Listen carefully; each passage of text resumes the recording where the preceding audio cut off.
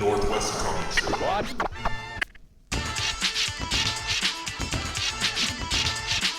The Northwest Comic Show.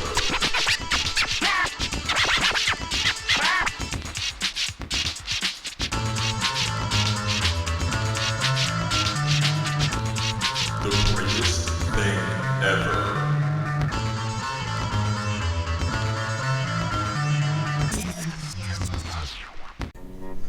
The Northwest Comic Show had a chance to visit Kumoricon in Portland, Oregon.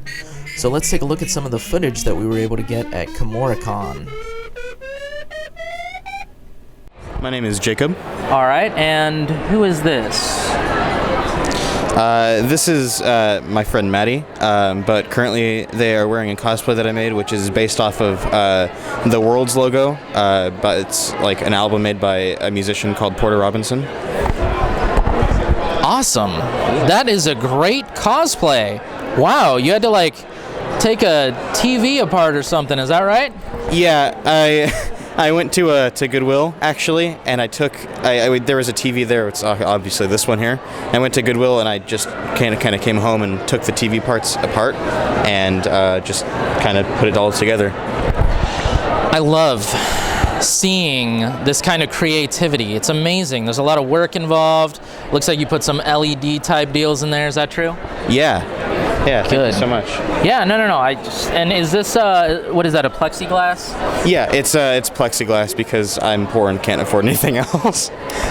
Poor and can't afford anything else. I think plexiglass is pretty good. I think you did great. Thank you so much. Thank you.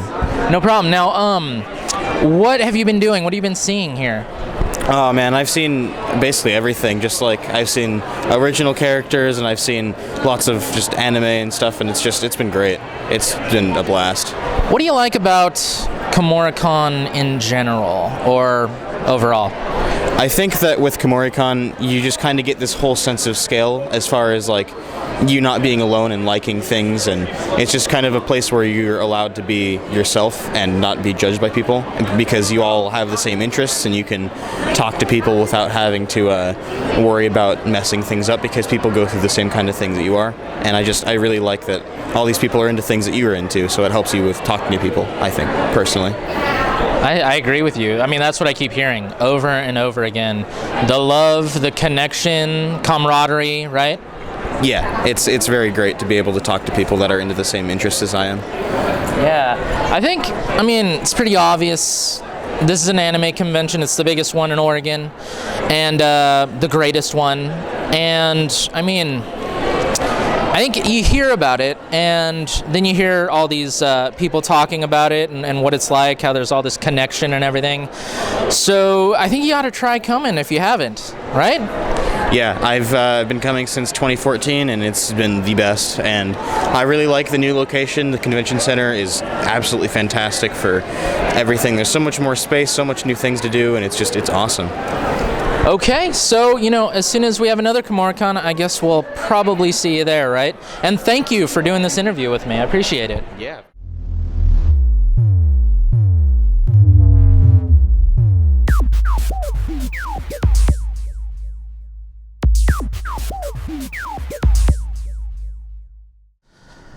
Hi, Sonny. How are you doing? I'm having a great time. Portland is my favorite city in the United States, so I'm really glad to be here. What do you like about Portland? The drugs. No, I'm just kidding. That's fair. No, it's such a beautiful city, and it's such an arty town too. I mean, artsy town. Last time I was here, they had one of my favorite cartoonists, Robert Crumb. They had an exhibit he decided to draw the entire book of Genesis, and they had put every comic book page, it was in comic book form, all through this museum downtown. And also was it Powell's, the bookstore, like the world's largest used bookstore? Yes. It's just my kind of town. So I like it. Yeah, well, we all love Powell's, for sure. Yeah, it's fun. It stays open pretty late. We get nothing for that, by the way. Yeah, I mean, come on. Yeah. But now you've did voices in some of everyone's favorite anime shows, Dragon Ball Z, like tons of Dragon Ball Z stuff, and yeah, let me see, I got a list here: One Piece, Battleborn, Assassination Classroom, Codebreaker. Battleborn was a video game. But yeah. Now, with all these, and well, you've also did other video games too, right? Like the Dragon Ball Z video games too. Dragon Ball Z video games. I was in Borderlands, and I played Splosion Man in the video game Splosion Man, and yeah. Nice. Okay. Now, in addition to all of that, you also do comic book stuff as well, right? Right. All right. How did you get in the whole world of pop culture? Well, I started out in college. All through high school and in college, I was a theater major. And so my main goal was just to teach theater, you know. As a child, I dreamed of being a cartoon voice actor, but I didn't have any plans on leaving Texas. So that didn't seem like a dream that would ever come true. So I thought I'd be more practical, you know. And so I went to college as a theater major. I did an art minor. And then I started drawing comic books while I was in college. And me and my buddy Billy Foster, we got a comic book story published. And as soon as that happened, I said, well, F school, I'm dropping out. And I dropped out of school and started drawing comics. And I had some successes. I've been publishing for several small publishers for several years. But then about 10 years into it, I started getting that acting bug again. Mm-hmm. So I started doing theater in the Dallas-Fort Worth area. And Funimation moved to Texas and had open auditions for Dragon Ball Z. So I thought, okay, I'll give it a shot, you know. So because I always wanted to do cartoons, and I got the part of Krillin, but you know, Krillin dies a lot. Yeah. So it was kind of a part-time job. But then Cartoon Network really liked what I did with Krillin and asked me if I would audition for Toonami Tom. And so I auditioned for that, and I got the part of Toonami Tom for Cartoon Network. That was such solid work, I kind of realized I'd stumbled onto a career, and it started leading to more jobs. Then I was at Comic-Con in 2000, and I was signing next to one of my comic book heroes, Wendy Peeney, who created a series called ElfQuest. And turns out she was a fan of Dragon Ball Z, and I was a fan of ElfQuest. I've been reading since I was 14. So she started drawing pictures of our characters with her characters and giving it to us as gifts. So I drew Krillin, and Chris Sabat was there, so I drew Vegeta, and Sean Schemmel was there, so I drew Goku, and Stephanie Nadolny, the original Gohan, was there. And I put us all there. She had allowed us to sign in her space because we didn't have enough space at our booth. So I put all these characters with her main character Cutter looking at them, and I gave these empty voice balloons so that we could all personally thank her for allowing us to sign there. Well, she hired me on the spot to draw ElfQuest. That's awesome. Yeah, and it was really a dream come true, but I went home and I was like, okay, this is really cool, but I kind of felt that my artwork had hit a ceiling, and I always wanted to study under a master. So I called her up and I said, well, what if we change the terms up a bit? And she's like, well, you want more money? And I went, no, that's fine. I want to be your apprentice. I want to learn from you. And she goes, all right, move to LA. So I moved out to LA, and once a month I flew back to Dallas to record Krillin. And every day I drew a page, and she'd say, this works and this doesn't work, and this is why.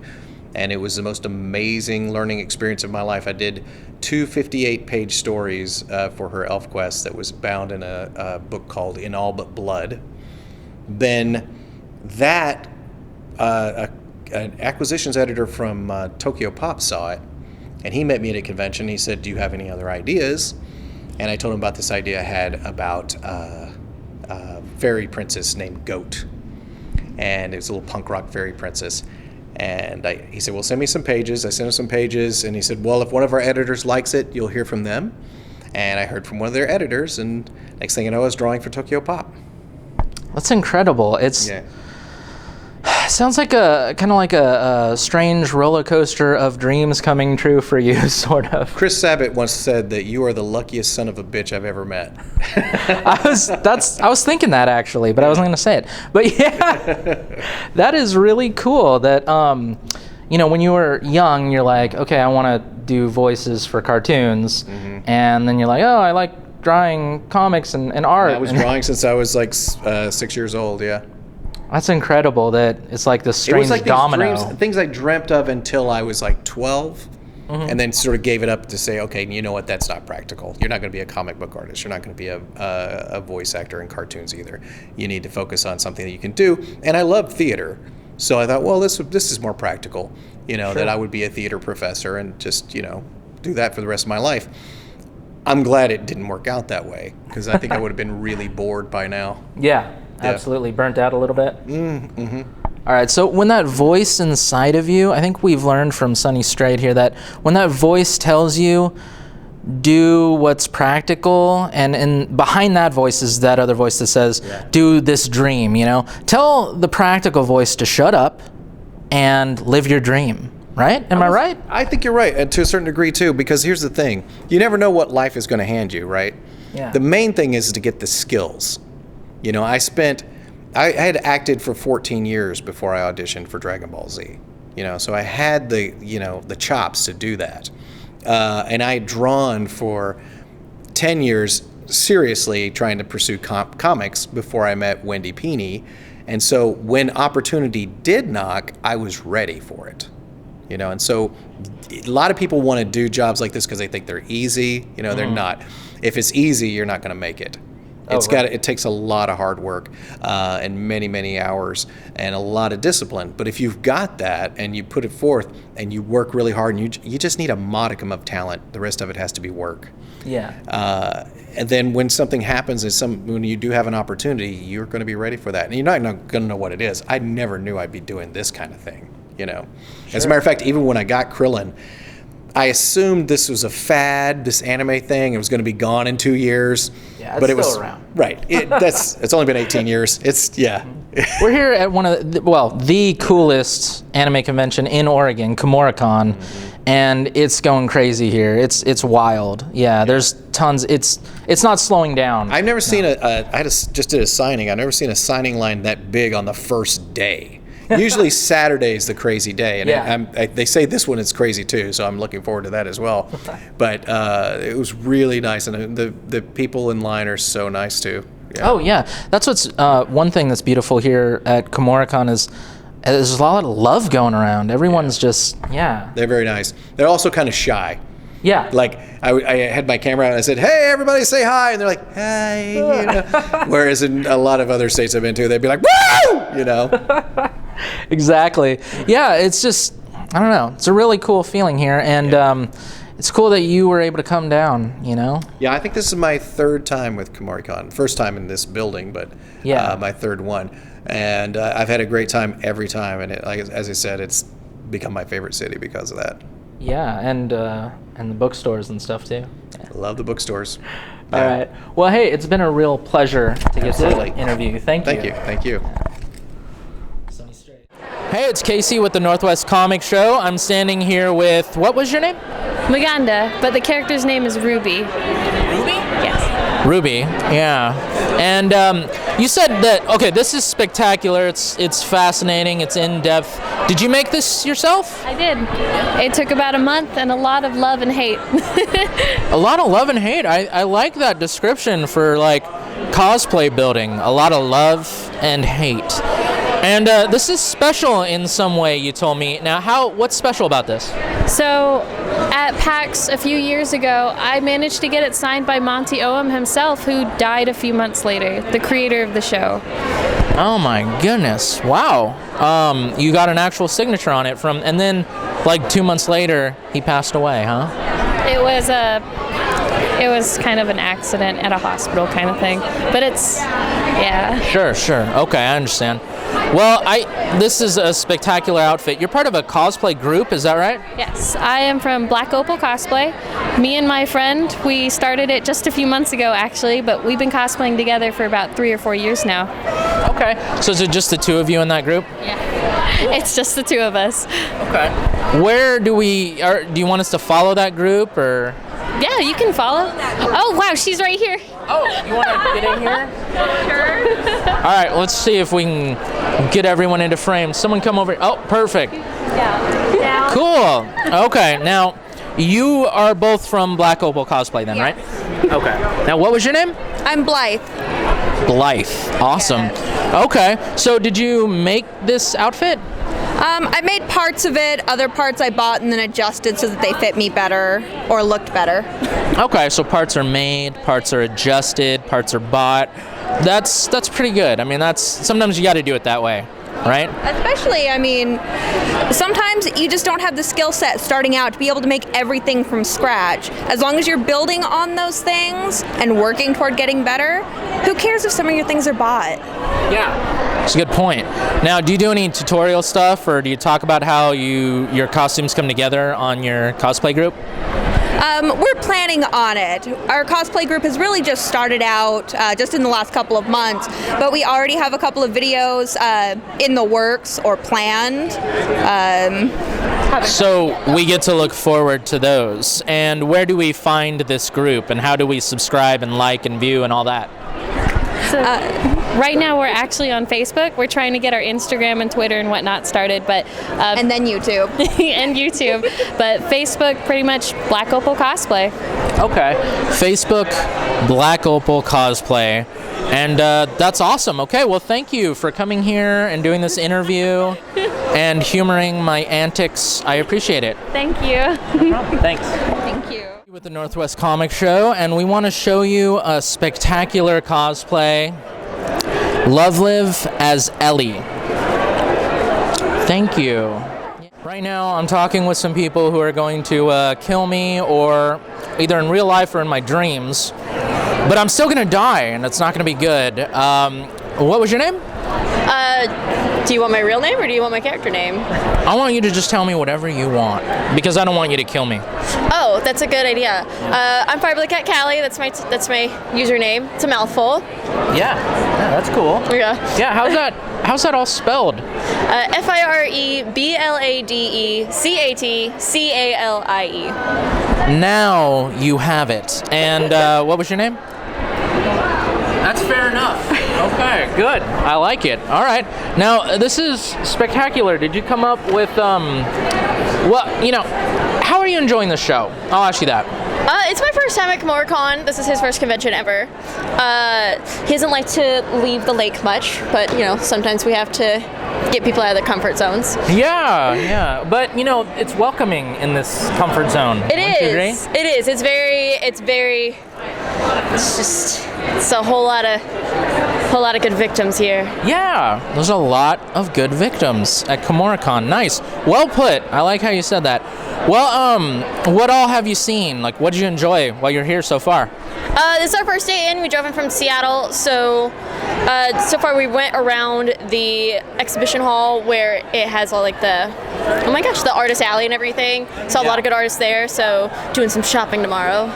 Nice. Yes. Shopping's on the agenda tomorrow. Are we gonna see people other than Freddie and Jason, or is that still gonna? Tomorrow, I guess no, it's today. So tonight at the Kumoricon ball, we're changing outfits. I have a big ball gown that I made, and then he has a suit that's entirely covered in jack-o'-lanterns, and then we're gonna wear that tomorrow. Covered in jack? That's really cool. Okay. So it's been fun. It's been inviting nice people. Is that what I understand? Yeah, it's been a lot of fun. Everyone's super welcoming, and everyone's really polite, and it's awesome. Lily. Lily, okay. And what was your name? Kayla. Kayla, Lily and Kayla. And see, because when I see Lily and Kayla, I think Enchantress and Harley Quinn. These are amazing. Did you put all this together yourself? Yes. You just created this whole cosplay? Yes. Wow, okay. So how long have you been doing that? Over the summer, I've been slowly working on it, and over weekends and stuff, I would just work on it all day and watch movies and stuff. So. Yeah, I think that Netflix, it's really giving cosplayers some B sound. You know what I mean? In the background. Yeah, wouldn't you agree? Yeah.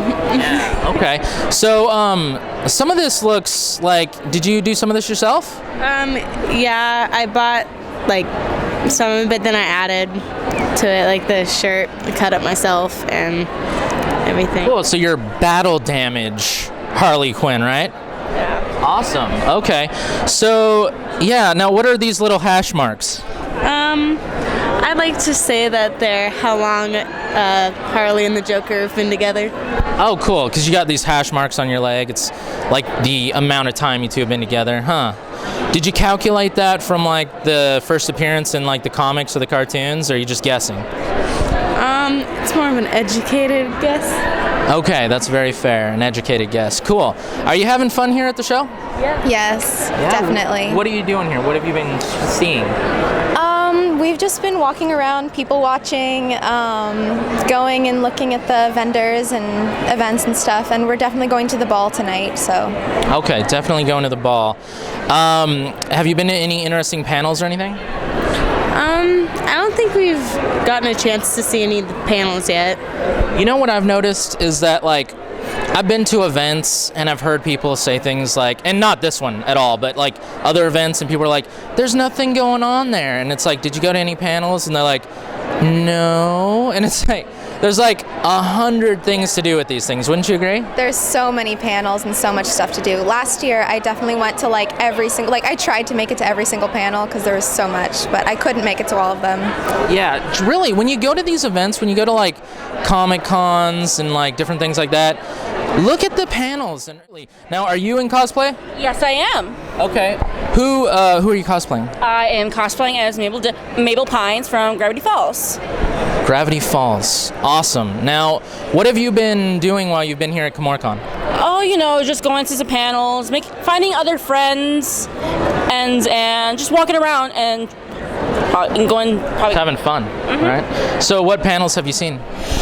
So, like today? Yeah, just at all. I just went to the. Let's see. I just finished the anime court, and I also went to a Miraculous Ladybug and a Cat Noir Q&A panel. Wow, gosh. They have a variety of awesome panels here, don't they? Mm-hmm.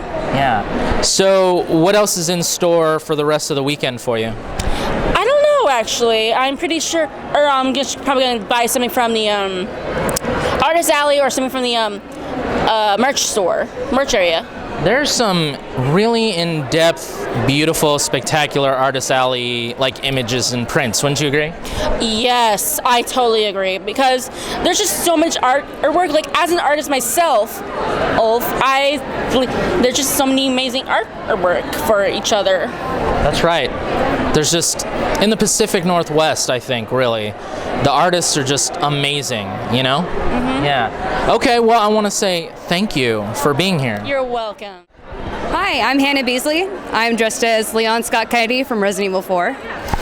Okay, so you like Resident Evil then, basically? Yes, I really love the series, and I even like the movies and the books. Is there other like zombie stuff that you like? I really like Walking Dead. Yeah. And like Zombieland, some of the like really older ones too. Like it's like Night of the Living Dead, all the Yeah. I love old horror movies. It's like I grew up on old movies with my brothers. Okay, I think zombies were a little different back in the day, you know what I mean? Like a long time ago. Yeah. Are zombies creepier now or then? I guess now, since like after a movie like 28 Weeks Later, they can run. And before, it was always like the rules of they walked, they stumbled, you could easily maneuver around them. But it was still hard when they were crowded around you, huh? Yeah.